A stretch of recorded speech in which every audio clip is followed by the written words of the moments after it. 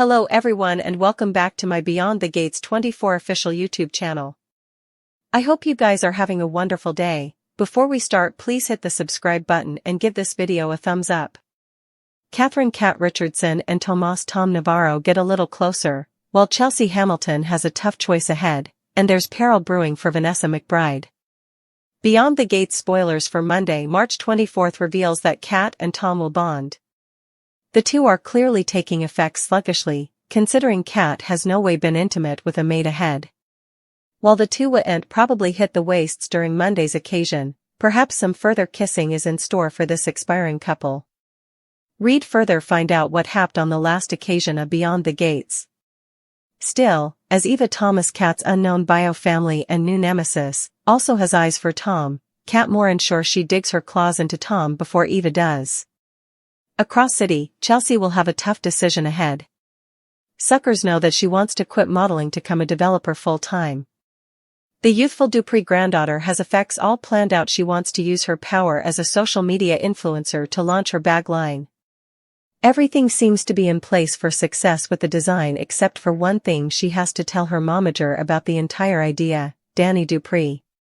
As her mama has plotted recently with her divorce from her pater, Bill Hamilton, there hasn't been a good moment to break the news to Danny. So, will Chelsea decide the time is now and tell Danny about her bag-making plans on Monday's occasion? Suggest that Vanessa will go into business with Joey Armstrong. What kind of business can Vanessa help Joey with? She's quite the conjurer and flirt, so will these two hit the waists to solidify their cooperation? This is an intriguing development, since Joey helped Vanessa's hubby, Doug McBride, out the gambling debt he's in and has some dire plans for the croaker. Is Vanessa in peril now, too? In other Beyond the Gates spoilers, after their big stakeout, Jacob Hawthorne will beget trouble for his new mate, Marcel Malone. What exactly does Jacob do to throw Marcel under the machine? Who are you most interested in seeing during Monday's show? Comment below. Chelsea's date turn into a triumvirate. Plus, Danny confronts Haley after Bill convinces Haley to quit her job, and Smitty gets in claim from Martin, and so much more. The drama was violent in Fairmont Crest. After a comforting gym day, Danny scrolled through online posts about her marriage capers. Andre paid her an unanticipated visit. Andre said he was only there to recoup some things. Danny forcefully told him that she wasn't interested in starting commodity. She claimed it would no way be again. Still, Andre reminded her that they had formerly broken that rule formerly. Danny admitted she liked the attention from her recent viral fame, and she felt delivered from the pressure of being Bill's perfect mate. Andre also left without collecting anything he apparently stopped by to get. Meanwhile, Bill and Haley were frustrated that Danny had faced no consequences for pulling a gun at their marriage. Haley believed Danny could no longer harm them. Bill wanted Haley to abdicate from her paralegal job to concentrate on social climbing in Fairmont Crest. She defied, until Bill handed her a measureless credit card, which made the idea more charming. That night, Danny visited Haley. Danny said she wanted to move forward and leave their history behind them. Haley claimed she no way meant to hurt anyone, but Danny dismissed her intentions. Rather, Danny refocused out the damage she had caused, particularly to Danny's son, Naomi. Before leaving, Danny advised Haley about Bill's true nature and offered a tense armistice. She would keep her distance if Haley did the same. Martin was worried that Smitty had considered returning to investigative journalism without telling him. Of course, Martin hadn't told Smitty he'd considered running for chairman.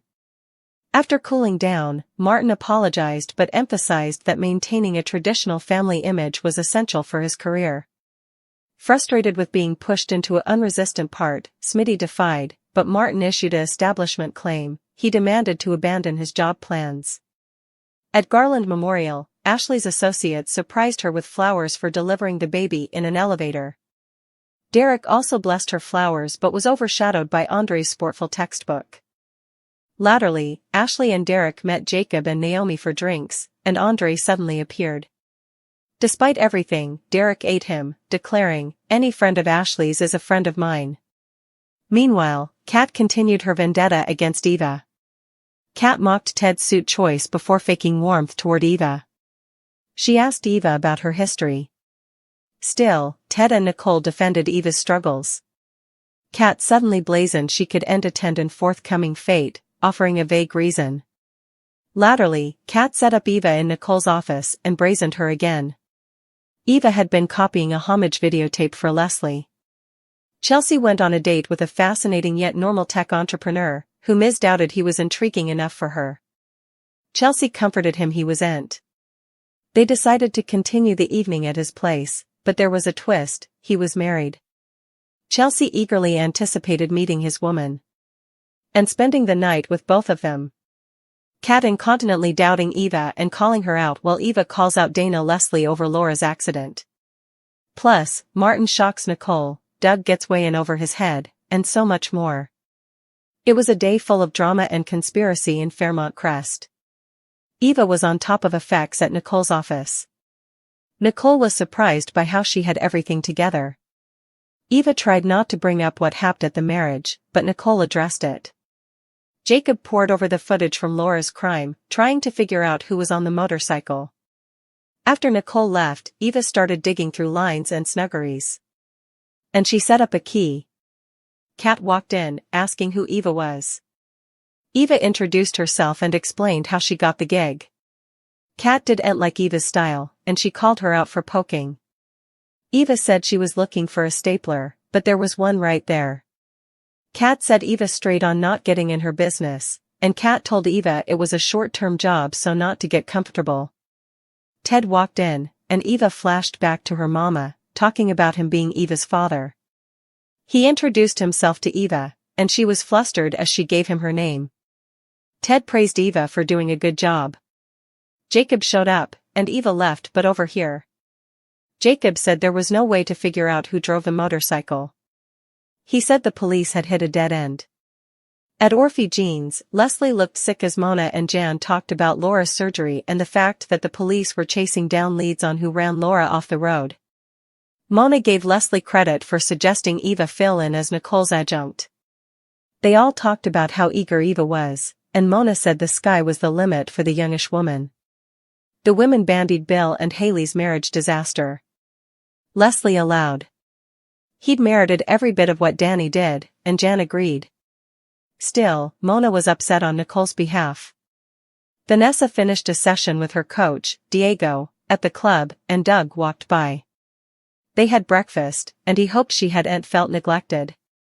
Vanessa suggested he decelerate down, but Doug said he'd been really busy with cases since the leaves. Diego intruded and asked Vanessa about one of her rosters. His kinsman was interested in it, and they made an appointment for Diego to view it after breakfast, and he left. Effects got a little awkward as Doug checked steed races on his phone. He ran out in a hurry, and Vanessa noted that a poker chip fell out of his fund. Doug played it off as commodity from a charity game. A woman came in, and he asked for some house credit. Still, she said it was against policy.